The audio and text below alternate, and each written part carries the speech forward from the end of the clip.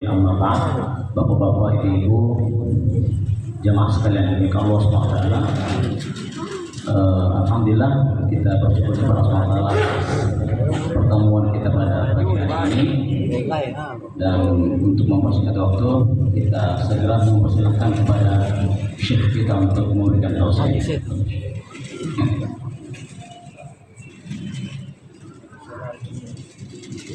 Assalamualaikum warahmatullahi wabarakatuh.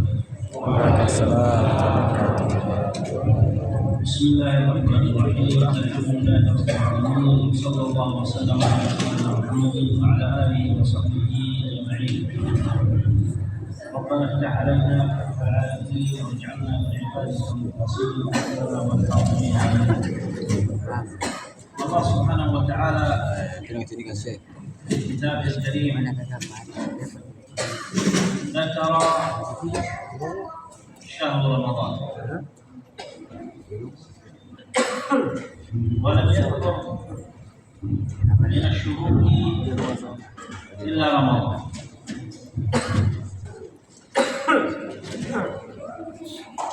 فذكر الله سبحانه وتعالى قال شهر رمضان الذي أنزل فيه القرآن، خص هذا الشهر بالذكر. خص الله سبحانه وتعالى هذا الشهر بالذكر في كتابه على سائر الشهور. وخص الله سبحانه وتعالى الصيام في آيات،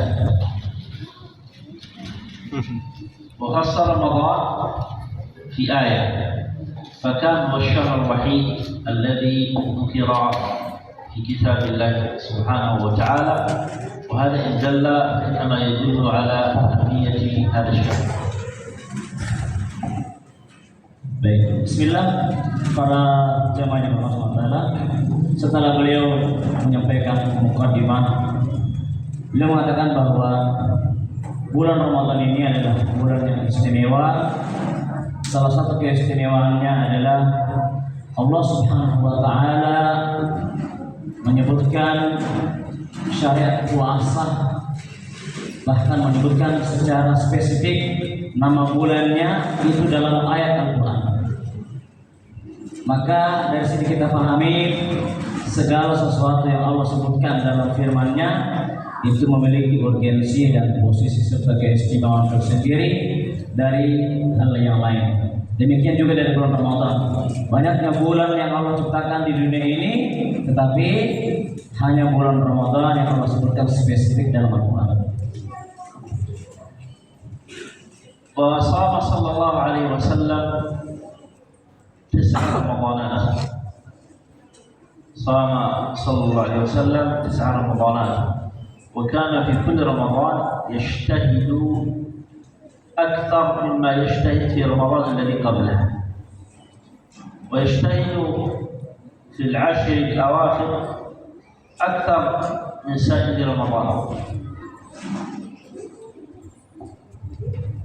Para jamaah yang dimuliakan Allah SWT, setelah Allah Subhanahu wa ta'ala mengistimewakan bulan Ramadan ini dengan menyebutkan dalam Al-Quran spesifik nama bulannya, bulan Ramadan, disusul kemudian Rasulnya juga mengistimewakan bulan Ramadan ini. Perlu diketahui jemaah sekalian bahwa Rasulullah Nabi kita Muhammad SAW semasa hidupnya hanya melewati 9 kali Ramadan. Jadi semasa hidupnya Rasulullah SAW, beliau hanya menikmati 9 kali Ramadan, artinya 9 tahun. Dan setiap tahunnya Rasulullah SAW meningkatkan kesungguhan beribadahnya melebihi ibadahnya di luar bulan Ramadan. Secara umum, secara spesifik, secara khusus lagi, dari 30 hari bulan Ramadan, beliau mengkhususkan kesungguhan beribadah di 10 hari terakhir dari bulan Ramadan. فكان هذا الشهر له مكانة إسلام. الله سبحانه وتعالى جعله هبة وعطية لهذه الأمة. من خصائص هذه الأمة. الصيام كان يوجد في الأمم السابقة ولكن لا يوجد شهر رمضان إلا في هذه الأمة. فرمضان في أجره يعدل سنوات كثيرة. ليلة القدر فقط تعدل 1000 شهر. ليلة القدر تعدل 1000 شهر. فرمضان أجره عظيم وفضله كبير. Kemudian jemaah sekalian yang dimuliakan Allah Subhanahu wa taala, setelah Allah dan Rasul-Nya menjelaskan keistimewaan bulan Ramadan ini, Allah selanjutnya menjelaskan kepada umat ini melalui syariatnya keistimewaan yang juga tidak dimiliki oleh umat yang lain dengan diturunkannya, disyariatkannya bulan Ramadan kepada umat Islam. Ketahuilah jemaah sekalian, dalam Islam posisi bulan Ramadan, posisi syariat puasa ini adalah pemberian khusus atau hadiah khusus dari Allah Subhanahu wa taala kepada khusus umat Islam yang tidak diberikan kepada umat yang lain. Kalau kita membaca sejarah dulu sebelum umat Islam, sebelum syariat Islam ini diwajibkan kepada umat Muhammad, umat-umat terdahulu sudah diwajibkan berpuasa, ada syariat puasa, tetapi tidak ada ditemukan dalam syariat umat-umat terdahulu bulan Ramadan. Jadi nanti ada istilah bulan Ramadan itu ketika diberikan kepada umat Islam. وقد مات صحابيان مات أحدهما شهيد في سبيل الله ثم الآخر مات بعده بسنة واحدة فرؤي في المنام أحد الصحابة رأى الصحابي في المنام ورأى الذي مات بعده بسنة أرفع من الشهيد درجة فقال للنبي صلى الله عليه وسلم قال نعم أما وأنه قد صام رمضان وصلى وزكى يعني قد عمل صيام رمضان رفعه درجة في الجنة. Kemudian jemaah sekalian yang dimuliakan Allah SWT, beliau menjelaskan secara spesifik keistimewaan Ramadan dan keistimewaan orang-orang yang memuliakan bulan Ramadan. Disebutkan dalam sebuah kisah bahwa suatu hari di zaman Rasulullah SAW ada seorang sahabat perempuan yang meninggal dunia, yang wafat. Kemudian setahun berikutnya meninggal lagi satu orang sahabat. Lalu diceritakan bahwa keluarga dari sahabiah ini ada yang melihatnya dalam mimpi. Seorang sahabat bertemu dengan sahabat ini dalam mimpi.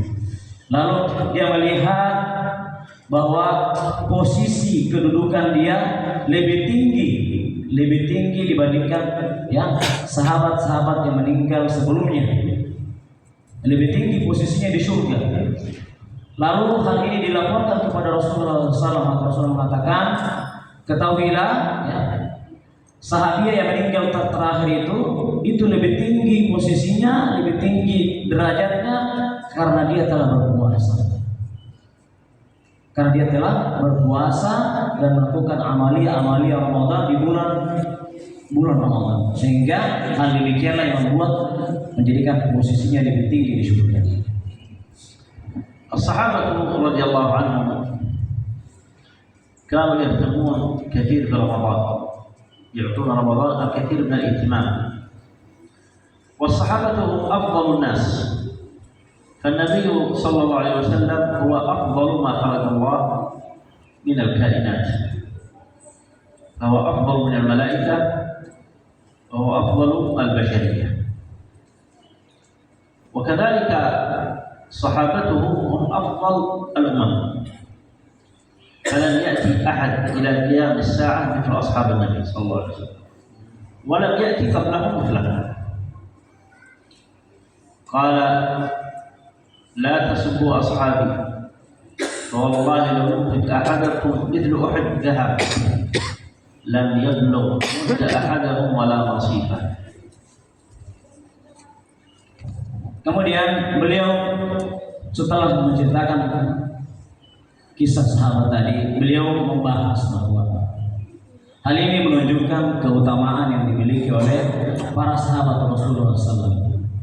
Di mana ketahuilah jemaah sekalian, sahabat Rasulullah SAW adalah umat terbaik. Allah SWT memuliakan umat ini dengan diutusnya Rasul terbaik, Nabi terbaik. Maka karena Nabi yang terbaik, maka Allah juga berikan kepada Nabi-Nya ini sahabat-sahabat yang terbaik. Mereka adalah orang-orang yang paling mulia setelah Rasulullah SAW, lebih mulia daripada malaikat. Mereka adalah orang-orang terbaik, orang-orang pilihan.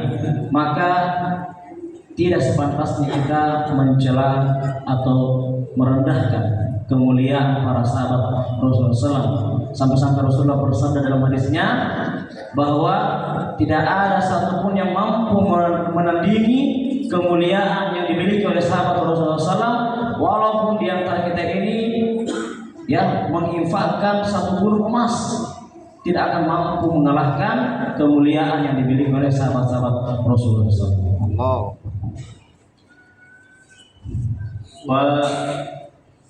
وحدثت قصة في أصحاب النبي صلى الله عليه وسلم مثال على ذلك. نزل رجل ضيف على بعض الصحابة ولم يكن عند هذا الصحابي شيء من الطعام، فقال لزوجته ما معنا من الطعام؟ قالت يوجد قليل طعام للأولاد والصبيان. فقال صلى الله عليه وسلم، أو قال الرجل الصحابي يقول فكيف نعمل؟ فقال زوجته نصلح السراج الضوء ثم نخربه ونقول للرجل الضيف نحن نأكل، فنأكل في الظلام في الهواء وهو لا يرانا وهو يأكل. فأكل الضيف في الظلام وهم يأكلون في الهواء ولا يأكلون شيئا، ولم يعرف أحد بذلك إلا عندما نزل الوحي على النبي صلى الله عليه وسلم، فقال الرجل قد عجب الله من صنيعكم الليلة، قد عجب الله من صنيعكم الليلة. الله سبحانه وتعالى يتعجب من كرم هؤلاء الصحابة في إكرام الضيف وهم لا يأكلون، مع أولادهم ينامون دون طعام. Setelah menyebutkan keutamaan para sahabat, beliau menceritakan sebuah kisah yang lagi-lagi memperkuat alasan kenapa Allah Subhanahu wa taala begitu memuliakan sahabat Rasulullah SAW. Salah satu sebabnya, salah satu alasannya oleh karena para sahabat Rasulullah SAW adalah contoh dan tauladan dalam hal mengaplikasikan nilai-nilai keimanan dalam hidup mereka. Semua hal-hal positif, nilai-nilai keimanan dari Rasulullah itu diamalkan, diaplikasikan oleh para sahabat Rasulullah maksimal. Salah satu contohnya diceritakan dalam sebuah cerita bahwa satu saat ada seorang tamu, Nabi kita Muhammad SAW kedatangan tamu, lalu Rasulullah bertanya, siapa yang mau menjamu tamu? Maka berlomba-lombalah para sahabat untuk menjamu tamu Rasulullah SAW. Tersebutlah ada seorang sahabat yang akhirnya terpilih untuk menjamu tamu Rasulullah SAW tersebut. Namun ternyata sahabat yang siap menjamu tamu Rasulullah ini adalah orang yang paling miskin di Madinah saat itu. Namun karena sudah mendapatkan amanah menjamu tamu Rasulullah, pulanglah sahabat ini beserta tamu ini. Lalu sesampai di rumah dia bertanya kepada keluarganya di rumah, apa bahan makanan untuk malam hari ini? Kita kedatangan tamu ini, ada tamu dari Rasulullah ini, harus dijamu. Maka kata istrinya, tidak ada, kita hanya punya bubur untuk bayi kita malam hari ini. Kita tidak ada makanan malam hari ini, hanya ada makanan yang cukup untuk anak bayi kita. Maka dalam kondisi panik, sahabat ini tidak mungkin juga mengatakan kepada tamunya, pulang makan dulu, tidak ada makanan ini. Maka akhirnya bertanya dia kepada istrinya, bagaimana caranya? Maka istri yang mengatakan, ya udah kalau gitu kita akali saja. Caranya suguhkan ya, siapkan ini makanan, berikan ke tamu, lalu kita kurangi cahaya lampu, kita makan dari balik tabir, kita beraktif ya, seakan-akan kita sedang makan juga, membersamai itu tamu. Akhirnya makan itu tamu ya, yang harusnya menjadi jatah makan malamnya anaknya, lalu mereka mengurangi cahaya lampu, lalu mereka berpura-pura seakan-akan mereka sedang makan. Kejadian ini tidak ada yang tahu. Nanti Rasulullah SAW diceritakan oleh malaikat Jibril bahwa ada kejadian tadi malam. Sampaikan kepada sahabat, Allah ta'ajub, Allah sangat merasa tidak habis pikir sampai segitunya pengorbanan mereka para sahabat ya untuk memuliakan tamu Rasulullah SAW. Akhirnya keesokan harinya Rasulullah SAW menyampaikan bahwa Allah ta'ajub kepada kalian berdua suami istri atas yang kamu lakukan tadi malam. فالرحمة بالناس والأخلاق الحسنة وقوة الإيمان بالله يرفع الإنسان درجات في الآخرة. سعد بن معاذ عاش في الإسلام 6 سنوات وهو من الأنصار رضي الله عنه. أسلم وعمره 30 وتوفي عمره 36. وكان لموته أثر على النبي صلى الله عليه وسلم فقال لقد اهتز لموته عرش الرحمن وشيعته 70,000 من الملائكة. وهو شاب وأسلم مؤخرا وليس لديه الكثير من الأعمال وإنما عنده الإحسان في قلبه وفي أعماله والكرم، فقد أكرم الأنصار النبي صلى الله عليه وسلم غاية الكرم، أعطوه أموالهم وجاهدوا معه وأكرموا أصحابه فرفعهم الله سبحانه وتعالى. سابع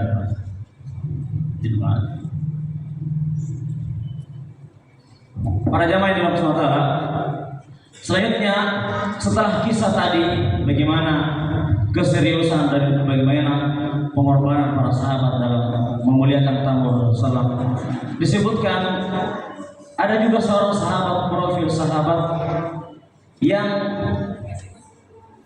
umurnya itu singkat ya. Disebutkan dalam sejarah bahwa seorang sahabat bernama Sa'd bin Mu'adz itu masuk Islam ketika umurnya baru 30 tahun dan meninggal di usia 40 tahun. Artinya dia cuma 10 tahun berislam. 10 tahun dia berislam ini sahabat. Tetapi di hari kematiannya bergetar arasy Allah Subhanahu wa taala. Nabi beritakan kepada sahabat jalan di hari kematiannya Sa'd bin Mu'adz ini tiba-tiba bergetar itu arasy-Nya Allah Subhanahu wa taala sehingga samanya Allah di langit. Dan didoakan oleh 70.000 malaikat. 70.000 malaikat. Lalu pertanyaannya, kenapa demikian? Ini menunjukkan bahwa sahabat ini walaupun singkat berislamnya tetapi kebaikannya ya, pengorbanannya itu sangat besar di hadapan Allah Subhanahu wa taala. فرمضان شهر الإحسان، رمضان شهر الإحسان، أن تحسن إلى نفسك بتهذيبها وتربيتها والبعد عن المعاصي والفواحش والآثام، وأن تحسن إلى زوجتك، وتعاملها بالإحسان والرحمة، وإلى أولادك وإلى جيرانك وإلى الناس حولك، تكون رحمة في الحياة، ترحم الطفل الصغير، ترحم الناس والجيران والفقير والمسكين. فعندما تكون رحيم الله سبحانه وتعالى يرحمك، إنما يرحم الله من عباده الرحماء. الرحمة في القلب الإحسان إلى الخلق، حب الخير للناس، هذا من أسباب الرفعة في الدرجات، ترفع الإنسان أكثر من الأعمال. Selanjutnya jemaah sekalian, segala kemuliaan dan keistimewaan yang telah diceritakan tadi itu semua bersumber dari amal baik setiap orang. Para sahabat, derajat para sahabat juga itu berbeda-beda di hadapan Allah SWT. Hal itu yang membedakan adalah ihsan mereka, perbuatan baik mereka, niat baik mereka, amalan baik mereka di hadapan Allah SWT. Maka momentum bulan Ramadan ini jemaah sekalian adalah momentum kita mencetak dan menggembleng diri kita menjadi pribadi-pribadi yang senantiasa berbuat baik. Dimulai dari berbuat baik daripada diri sendiri dulu. Ya. Bagaimana cara berbuat baik kepada diri sendiri? Ya, diperbaiki ibadahnya, diperbaiki niatnya, ya, diperbaiki tobatnya. Setelah itu berbuat baik kepada keluarga terdekat, berbuat baik kepada istri, kepada suami, kepada anak, tetangga, ya, berkasih sayang, ya, menyayangi, bahkan sampai kepada makhluk-makhluk yang lain, kepada binatang, kepada hewan peliharaan kita berbuat baik. Ya, jangan sampai ada sedikit pun dari kita yang menyakiti sesamanya. Dalam sebuah hadis dikatakan Allah menyayangi, Allah merahmati orang-orang yang senantiasa berkasih sayang, ya, kepada sesamanya. Oleh karena semakin banyak perbuatan baik kita, apatah lagi di bulan Ramadan ini, maka inilah yang menjadi faktor diangkatnya derajat kita di sisi Allah Subhanahu wa taala. إذا في هذا الشهر العظيم والمبارك يحسن الإنسان من نفسه في العبادة وفي الأخلاق وفي المعاملة، أن ينظر إلى الناس بعين الرحمة وعين الحب. حب جميع الناس، لا تكره أحد، والذي ما تحبه لا تكرهه، والذي لم تنفعه لا تؤذيه. كن رحيما بالناس، لأن الرحمة والعطف هي من أسباب الرفعة. الله سبحانه وتعالى ذكر من أسباب رفعة النبي صلى الله عليه وسلم الرحمة بالناس، قال فبما رحمة من الله لنت له. فرحم الله هذه الأمة برحمة النبي صلى الله عليه وسلم، فأن تكون رحيم بالناس، رحيم بنفسك. انظر إلى الناس بعين الحب، بعين الأخوة. لا ترى لك فضل على الناس، ولا أنك أفضلهم، ولا أنك أعلمهم، ولا أنك أغناهم، بل أرى نفسك أنك قليل، أنك قليل.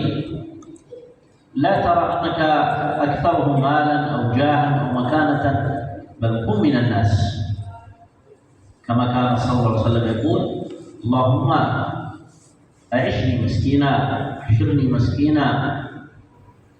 فكان عندما دخل مكة صلى الله عليه وسلم وبعد الفتح تكلم رجل من المشركين، وعندما أذن بلال على الكعبة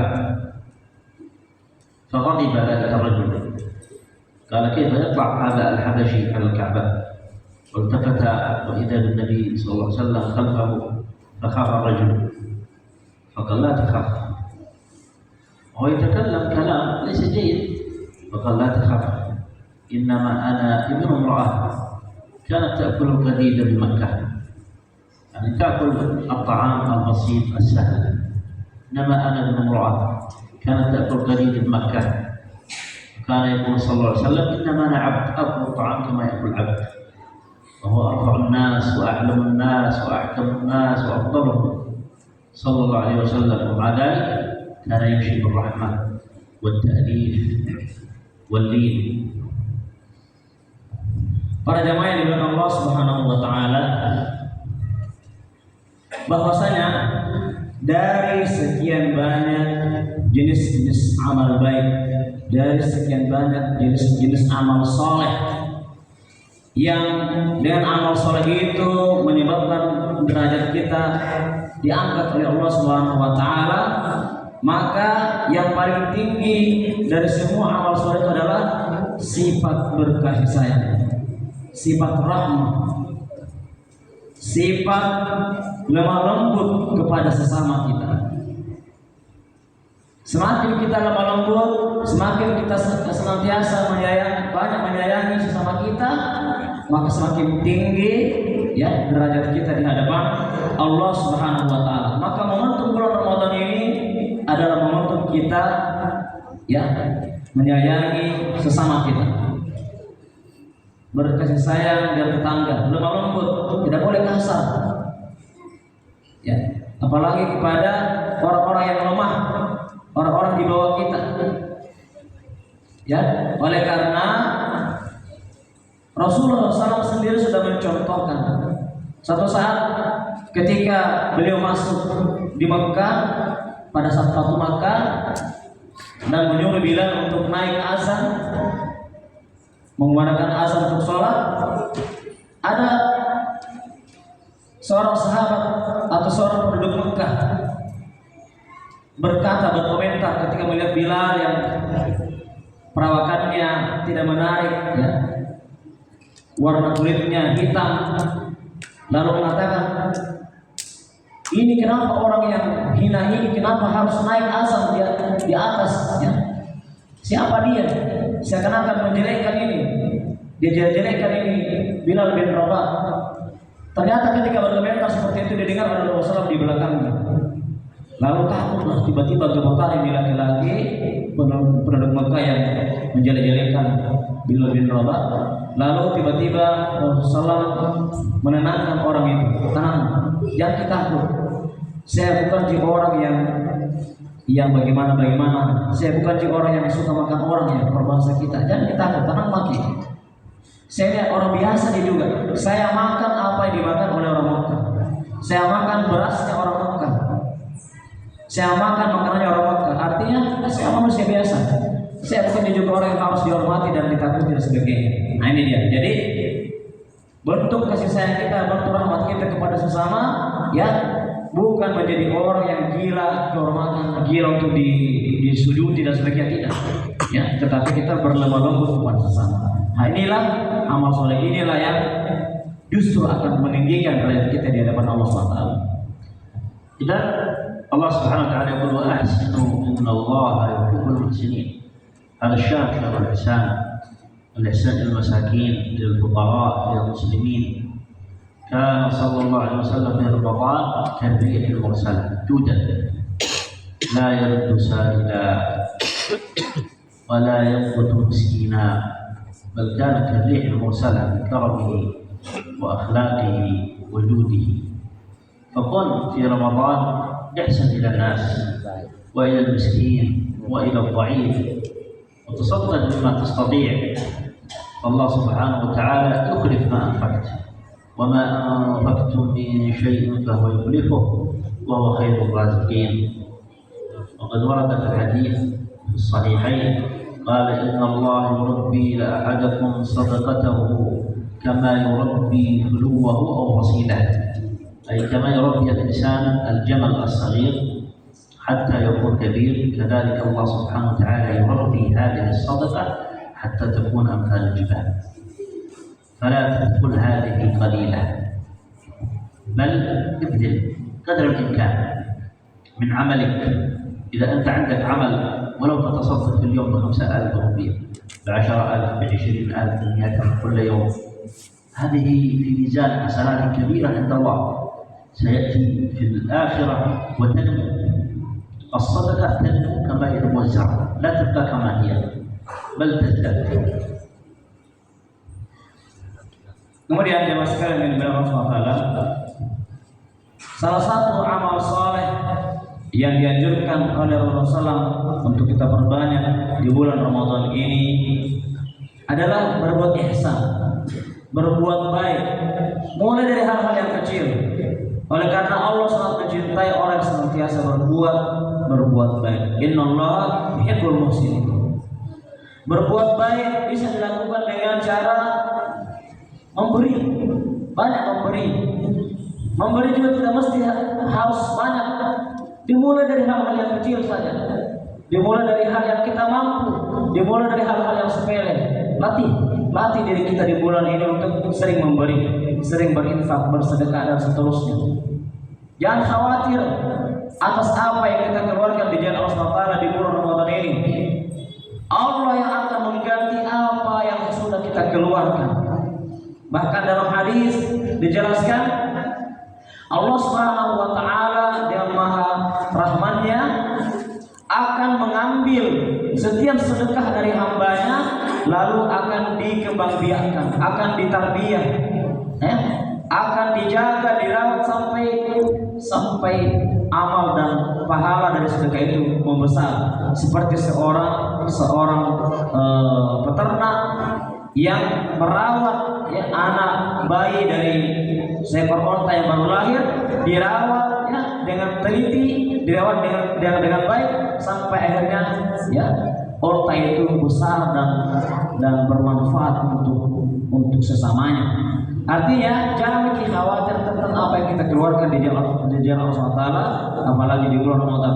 Allah yang akan merahmati dan memberkati sehingga sekecil apapun sedekah kita itu bernilai besar di hadapan Allah SWT. ورد في بعض الآثار والسياق أن رجل من بني إسرائيل كان يتصدق، فقال الرجل: يا رب أو يا موسى أخبر الله سبحانه وتعالى كم تقبل مني. فكلم الله موسى عليه السلام فقال الرجل يقول: كم تقبلت منه يا رب؟ فقال: يا موسى تقبلت منه درهما واحدا. تقبلت منه درهما واحدا. فالرجل قال: يا رب أريد الدرهم هذا، أنا أتصدق كثير ولم يقبل مني، أريد الدرهم هذا من الله. فأخبر الله الرجل موسى عليه السلام بأن الدرهم موجود تحت الشجرة، ولكن أخبر الرجل ألا يشتري بقيمته بل بوزنه. فعندما ذهب يشتري اللحم وزنوا هذا الدرهم فوزن كل اللحم، وعندما ذهب يشتري الملابس وضعوا عليه جميع الملابس ولم يزنه شيء. فرجع الرجل إلى موسى قال: يا موسى هذا لا يزنه شيء. فأوحى الله إلى موسى قال: لو وزنته بالسماوات والأرض لوزنها، لو وزنته بالسماوات والأرض لوزنها. يعني أن هذا إذا تقبل الله شيء يكون كبير عند الله.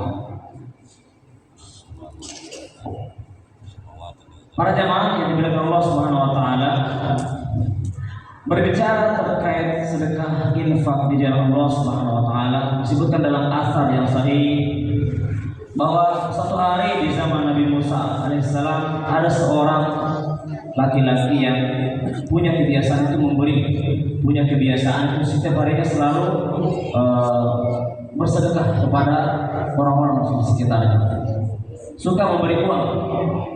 Sampai suatu saat si laki-laki ini karena penasaran meminta tolong kepada Nabi Musa. Wahai Nabi Musa, coba tanya Tuhan kita.